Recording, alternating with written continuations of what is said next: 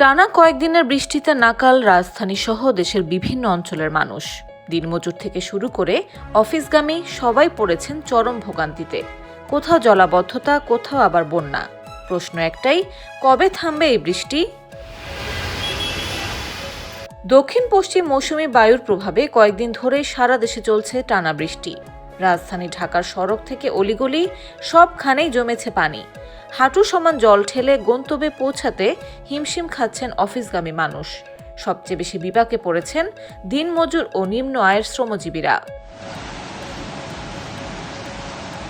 অন্যদিকে চট্টগ্রাম ও কক্সবাজারের কয়েকটি উপজেলায় দেখা দিয়েছে বন্যা। ভারী বর্ষণে জনজীবন হয়ে উঠেছে স্থবির।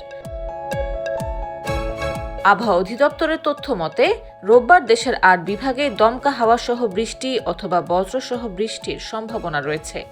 রংপুর, রাজশাহী, ময়মনসিংহ, ঢাকা, চট্টগ্রাম ও সিলেট বিভাগের কোথাও কোথাও হতে পারে ভারী থেকে অতি ভারী বর্ষণ। তবে স্বস্তির খবরও দিয়েছে আবহাওয়া অফিস। সোমবার থেকে বিশেষ করে বরিশাল ও চট্টগ্রাম বিভাগে বৃষ্টির প্রবণতা কিছুটা কমতে পারে।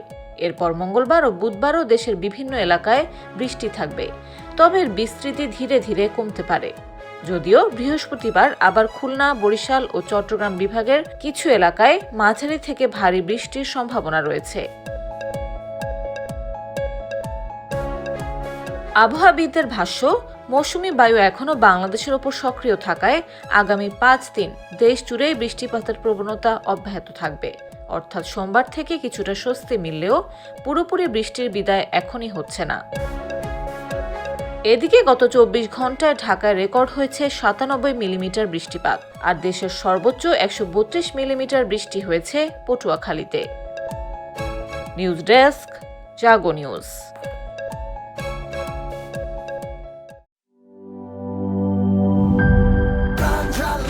প্রাণ ঝালমুড়ি, এই ঝাঁজ সেই ঝাঁজ।